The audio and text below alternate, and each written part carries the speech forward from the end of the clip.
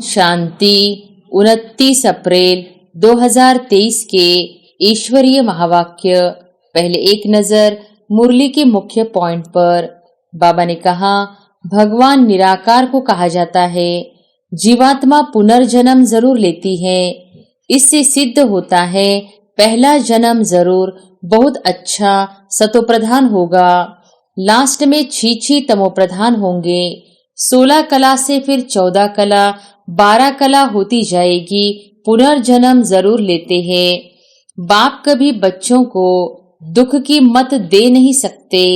माया ही दुख देती है। उस माया पर जीत पाने से ही तुम जगत जीत बनते हो। धन को माया कह देते हैं। कहते हैं ना, इनको माया का नशा बहुत है। परंतु माया 5 विकारों को कहा जाता है। और फिर बाबा ने कहा, माया के वश होने से परवश हो जाते हैं। परमत पर चलते रहते हैं। अभी तुम चलते हो श्रीमत पर। परमत माना माया की मत। श्री अर्थात श्रेष्ठ मत है बाप की। बाबा बुढ़ियों को भी समझाते हैं। यह बहुत सहज बात है। सिर्फ बाप और वर्षे को याद करो। विकर्मों का बोझा सिर पर बहुत है, तो जितना तुम याद में रहेंगे उस योग अग्नि से तुम आत्मा पाप आत्मा से पुण्य आत्मा बनती जाएगी। और फिर लास्ट में बाबा ने कहा, ऐसे नहीं, प्रजा ही सही, जो तकदीर में होगा नहीं। इसको तमोप्रधान पुरुषार्थ कहा जाता है। सतोप्रधान उनको कहेंगे जो बाप से पूरा वर्षा लेने का पुरुषार्थ व प्रतिज्ञा करते हैं। तुम्हारी नींद आधी होनी चाहिए। 4 घंटा नींद बस। कर्मयोगी होना। रात को 10 बजे सो जाओ, 2 बजे उठो। शिव बाबा को याद करो। 2 बजे नहीं उठ सकते तो 3 बजे उठो, 4 बजे उठो। वह फर्स्ट क्लास समय है। एकदम शांति रहती है। कमाई से तो खुशी होगी, तो सवेरे सवेरे उठकर याद करने से बड़ी कमाई है। और अब सुनते हैं महावाक्यों को विस्तार से। मुरली का सार। मीठे बच्चे, श्रीमत ही श्रेष्ठ बनाएगी, परमत व मनमत श्रापित कर देगी। इसलिए श्रीमत को कभी भी भूलो मत। प्रश्न है, सतोप्रधान पुरुषार्थी कौन और तमोप्रधान पुरुषार्थी कौन? दोनों का अंतर क्या होगा? उत्तर है, सतोप्रधान पुरुषार्थी बाप से पूरा वर्षा लेने का पुरुषार्थ व प्रतिज्ञा करते हैं। वह याद में रहने की रेस करते हैं और नंबर 1 जाने का लक्ष्य रखते हैं। तमोप्रधान पुरुषार्थी कहते, जो तकदीर में होगा। अच्छा, प्रजा बनेंगे तो प्रजा ही सही। उनके आगे माया का ऐसा विघ्न आता जो रेस से ही बाहर निकल जाते। गीत है, मुझको सहारा देने वाले ये दिल कहे तेरा शुक्रिया। ओम शांति। बच्चे जब सम्मुख बैठते हैं तो जानते हैं हम जीव आत्माएं हैं। यहाँ तो जीव आत्माएं ही होंगी ना। जब आत्मा को शरीर नहीं है तो नंगी है, उसे अशरीरी कहा जाता है। तुम तो शरीर सहित बैठे हो। आत्मा व परम आत्मा जब तक शरीर में न आए तब तक बोल नहीं सकते। तुम जीव आत्माएं जानती हो।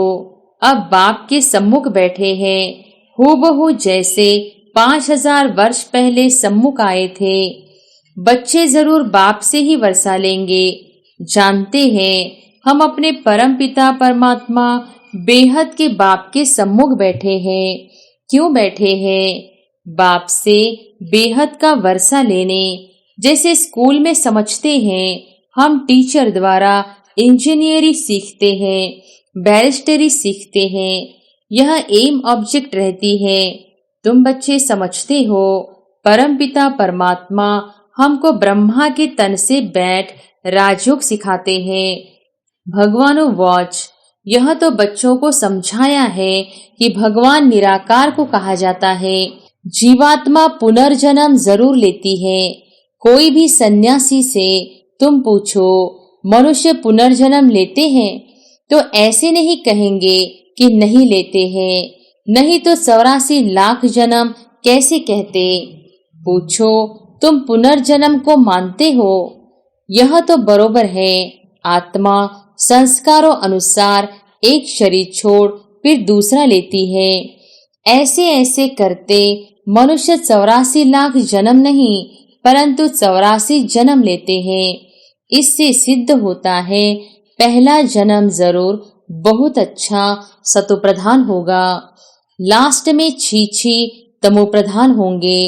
16 कला से फिर 14 कला, 12 कला होती जाएगी। पुनर्जन्म जरूर लेते हैं। पूछना चाहिए, अच्छा परमपिता परमात्मा ने पुनर्जन्म लिया है या जन्म मरण रहित है? देखो, यह पॉइंट बहुत सूक्ष्म है। अगर कहेंगे जन्म मरण रहित है तो फिर शिव जयंती सिद्ध नहीं होती। कहेंगे शिव जयंती तो मनाई जाती है, समझाया जाता है, हाँ शिव जयंती है, परंतु जन्म के साथ फिर मरना जिसको कहा जाता वह नहीं है। अगर मरे तो फिर पुनर्जन्म लेवे। बाप कभी पुनर्जन्म नहीं लेते, वह इस तन में एक ही बार आते हैं, बस फिर पुनर्जन्म में नहीं आते। परमपिता परमात्मा पुनर्जन्म रहित है। वह कब सतोप्रधान से तमो नहीं बनते। आत्माएं तो सब जन्म मरण में आते आते पतित बन जाती है, फिर बाप आते हैं पावन बनाने। इससे सिद्ध होता है आत्मा ही पतित होती है। आत्मा पावन आती है, फिर माया पतित बना देती है। बाप कभी भी बच्चों को गंदी मत नहीं दे सकते। इस समय के पतित मनुष्य पतित मत देते हैं। अब पावन बाप कहते हैं कि पतित नहीं बनो, अर्थात विकारों में नहीं जाओ। रावण की मत से दुखधाम बन गया है, पहले सुखधाम था। ऐसे नहीं, बाप ही सुख दुख देते हैं। नहीं, बाप कभी बच्चों को दुख की मत दे नहीं सकते। माया ही दुख देती है। उस माया पर जीत पाने से ही तुम जगत जीत बनते हो। मनुष्य माया का अर्थ नहीं समझते, वह धन को माया कह देते हैं। कहते हैं ना, इनको माया का नशा बहुत है, परंतु माया 5 विकारों को कहा जाता है। अगर 5 विकारों का नशा है तो माया एकदम खा जाती है। सतयुग त्रेता में माया का नशा होता नहीं। वहां रावण का बुत बनाकर जलाते नहीं, बुत कड़े दुश्मन का बनाया जाता है। रावण राज्य शुरू होता है। आधा कल्प से देह अहंकार आने से फिर और विकार आ जाते हैं। शास्त्रों में कोई यह बातें नहीं है। लिखा हुआ है देवताएं वाम मार्ग में अर्थात विकारों में जाते हैं। माया के वश होने से परवश हो जाते हैं, परमत पर चलते रहते हैं। अभी तुम चलते हो श्रीमत पर। परमत माना माया की मत, श्री अर्थात श्रेष्ठ मत है बाप की, वह है परमत रावण की। रावण की मत, इसलिए बाप ने कहा है आसुरी संप्रदाय सब रावण की जंजीरों में दुखी है। मनुष्यों ने सतयुग की आयु लाखों वर्ष समझ ली है, तो तुम हिसाब किताब बताते हो 5000 वर्ष कैसे है। क्राइस्ट को 2000 वर्ष हुआ, बुद्ध को 2250 वर्ष हुआ, फिर इस्लामी को 2500 वर्ष हुए। सबको मिलाकर आधा कल्प हुआ। इनके पहले तो देवताओं का राज्य था, फिर देवताओं को लाखों वर्ष कैसे कह सकते। इतने वर्ष होते फिर तो मनुष्य बहुत हो जाते। इतने तो है नहीं, 5000 वर्ष में ही करोड़ों मनुष्य हो जाते हैं। कहते भी हैं क्राइस्ट से 3000 वर्ष पहले भारत में आदि सनातन देवी देवता धर्म था। 5000 वर्ष पूरे हो जाते हैं, नाटक पूरा तो होता है ना। इन बातों को कोई जानते नहीं है। मैं जो हूँ, जैसा हूँ, यह चक्र कैसे फिरता है कोई जान न सके। बाप ही समझाते हैं। यह है गीता। बाप ने आकर सहज राजयोग सिखाया था, तब उनका नाम गीता रखा है। जैसे क्राइस्ट ने सिखाया तो उनका नाम बाइबल रखा है। यह अनादि नाम रखे हुए हैं, वह रिपीट होते हैं। बाबा बुढ़ियों को भी समझाते हैं, यह बहुत सहज बात है। सिर्फ बाप और वर्षे को याद करो। बच्चा पैदा हुआ, गोया वारिस पैदा हुआ। तुम समझते हो हम बाबा के वारिस हैं। 5000 वर्ष बाद फिर से मिलने आए हैं। घड़ी घड़ी 5000 वर्ष ही कहेंगे। 2-3 वर्ष पीछे आने वाले भी कहेंगे हम 5000 वर्ष बाद फिर से आए हैं। यह बड़ी गुह्य बातें हैं। बाबा पूछते हैं आगे कब मिले हो? कहते हैं हाँ बाबा। आत्मा इस मुख द्वारा कहती है हम 5000 वर्ष पहले आपसे मिले थे। आप इस तन द्वारा शिक्षा देने आए थे। जो पक्के पक्के बच्चे हैं समझते हैं हम बाप से बेहद का वर्षा लेने बैठे हैं। हम बेहद के बाप के बने हैं ब्रह्मा द्वारा। बाप कहते हैं मुझे पहचानते हो? मैं तुम्हारा बाप हूँ। कहेंगे हाँ बाबा, हम आत्माओं का आप परमपिता परमात्मा बाप हो। बाप ही कहते हैं तुमको हमने स्वर्ग में भेजा था, वर्षा दिया था, फिर माया ने छीन लिया, फिर अब मैं देता हूँ। माया वर्षा छीनती है, बाप दिलाते हैं। यह तो अनेक बार खेल हो चुका है, होता रहेगा, इसका अंत नहीं है। बाप के बनते हैं, फिर कोई सगे, कोई लगे, कोई सौतेले, कोई मातेले बनते हैं। कच्चे पक्के तो होते हैं ना। पक्कों को भी माया एकदम जीत लेती है। बच्चे कहते हैं बाबा हम जहाँ तक जिएंगे आपसे वर्षा लेते रहेंगे। विक्रमों का बोझा सिर पर बहुत है, तो जितना तुम याद में रहेंगे उस योग अग्नि से तुम आत्मा पाप आत्मा से पुण्य आत्मा बनती जाएगी। आग चीज को पवित्र करती है। तुम्हारी है योग अग्नि। यह है बेहद का यज्ञ जो बेहद के सेठ ने रचा है। इतना समय कोई भी यज्ञ नहीं चलता है।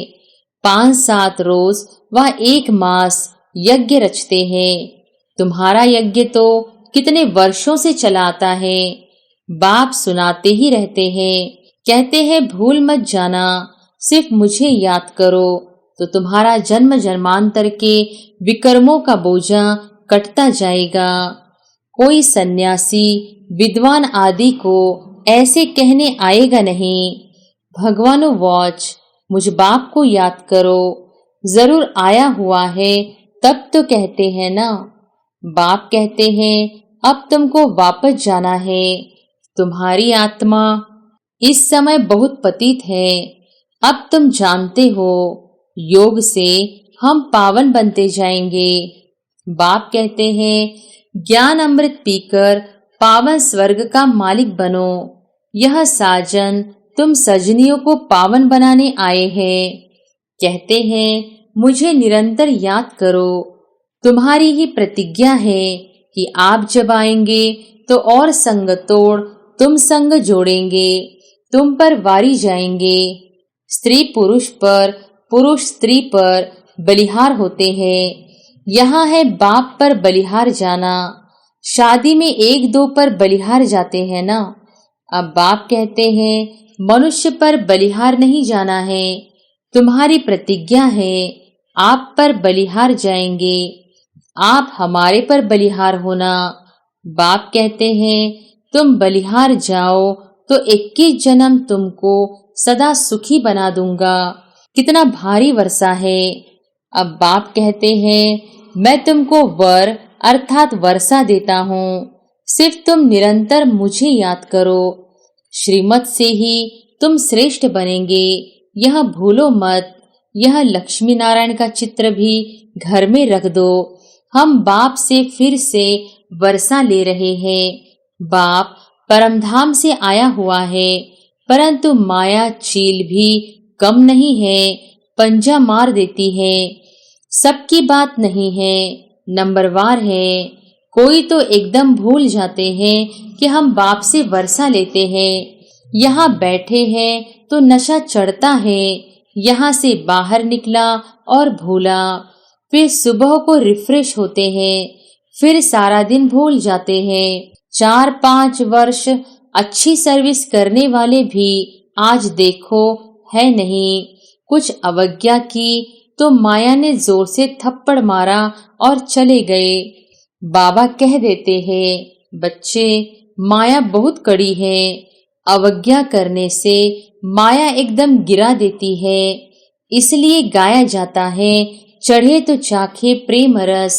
देखते हो कैसे चकनाचूर हो जाते हैं। बैकुंठ में तो जरूर चलेंगे, परंतु पद तो नंबरवार है ना।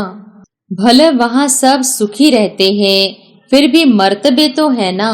स्कूल में मर्तबा पाने के लिए ही पुरुषार्थ करते हैं। ऐसे नहीं, प्रजा ही सही जो तकदीर में होगा। नहीं, इसको तमोप्रधान पुरुषार्थ कहा जाता है। सतोप्रधान उनको कहेंगे जो बाप से पूरा वर्षा लेने का पुरुषार्थ व प्रतिज्ञा करते हैं। यह घुड़ दौड़ है ना, सब नंबर 1 तो नहीं जाएंगे। यह ह्यूमन रेस है। माया ऐसा विघ्न डालती है जो एकदम रेस से निकाल देती है। तुम्हारी ह्यूमन रेस है। आत्मा कहती है, हम बहुत दुखी हुए हैं, शरीर लेते लेते बहुत तंग हुए हैं। कहते हैं अब बाबा के पास जाएं। बाबा ने युक्ति तो बतलाई हुई ही है। बाबा, हम आपकी याद में रहेंगे। जितना टाइम निकाल सको उतना अच्छा है। जैसे गवर्नमेंट की सर्विस में भी 8 घंटा रहते हैं ना, तो इसमें भी तो 8 घंटा रहो। सृष्टि को स्वर्ग बनाना कितनी भारी सर्विस है। सिर्फ बाप को याद करो और सुखधाम को याद करो। बस 8 घंटा सर्विस की तो पूरा वर्षा पाएंगे। ऐसे याद करते करते तुम्हारे विकर्म विनाश होंगे। 8 घंटा तुम इस सर्विस में दो, बाकी 16 घंटा तुम फ्री हो। जितना हो सके घड़ी घड़ी याद करो। याद तो कहाँ भी बैठे कर सकते हो। सबसे अच्छा टाइम तुमको सवेरे मिलेगा। सिंधी में कहते हैं, सवेल सुमन सवेल उठन। सवेरे जल्दी सोना, सवेरे उठना, यह गुण मनुष्यों को बड़ा करता है। अज्ञानी लोग 8 घंटा नींद करते हैं। तुम्हारी नींद आधी होनी चाहिए, 4 घंटा नींद बस। कर्मयोगी हो ना। रात को 10 बजे सो जाओ, 2 बजे उठो। शिव बाबा को याद करो।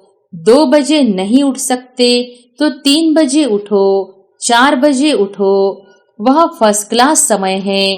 एकदम शांति रहती है। सभी अशरीरी बन जाते हैं। उस समय सन्नाटा बहुत होता है, जैसे कि मूल वतन हो जाता है। ऐसे लगता जैसे सब मरे पड़े हैं। उस समय तुम बाबा को याद करेंगे तो फिर वह याद पक्की हो जाएगी। अमृत वेले की याद अच्छा असर करती है। बाबा बहुत करके रात को जागते रहते हैं। स्थूल काम में आने से माथा भारी होता है। सूक्ष्म सर्विस में थकावट नहीं होती है। कमाई थोड़ी ही थकाएगी, कमाई से तो खुशी होगी। तो सवेरे सवेरे उठकर याद करने से बड़ी कमाई है। अच्छा, मीठे मीठे सिकिलधे बच्चों प्रति माता पिता बाप दादा का याद प्यार और गुड मॉर्निंग। रूहानी बाप की रूहानी बच्चों को नमस्ते। धारणा के लिए मुख्य सार। पहली पॉइंट, सवेरे अमृत वेले उठ अशरीरी बन बाप को याद करने का अभ्यास करना है। पूरा वर्षा लेने के लिए याद की रेस करनी है। कम से कम 8 घंटा याद जरूर करना है। दूसरी पॉइंट, एक बाप पर पूरा बलिहार जाना है। परमत व मनमत पर न चल, एक बाप की श्रेष्ठ मत पर चलना है। वरदान है, रूहानी एक्सरसाइज द्वारा वेट बोझ को समाप्त करने वाले समान और समीप भव। रूहानी एक्सरसाइज अर्थात अभी अभी निराकारी, अभी अभी अव्यक्त फरिश्ता, अभी अभी साकारी कर्मयोगी, अभी अभी विश्व सेवाधारी, ऐसी एक्सरसाइज रोज करो तो व्यर्थ का जो बोझ है वो समाप्त हो जाएगा। जब बोझ वेट समाप्त हो, माशूक समान डबल लाइट बनो, तब जोड़ी अच्छी लगेगी। यदि माशूक हल्का हो और आशिक भारी हो तो जोड़ी अच्छी नहीं लगेगी। रूहानी माशूक आशिकों को कहते हैं समान बनो, समीप बनो। स्लोगन है, अपने जीवन रूपी गुलदस्ते द्वारा दिव्यता की खुशबू फैलाना ही गुणमूर्त बनना है। अच्छा, ओम शांति।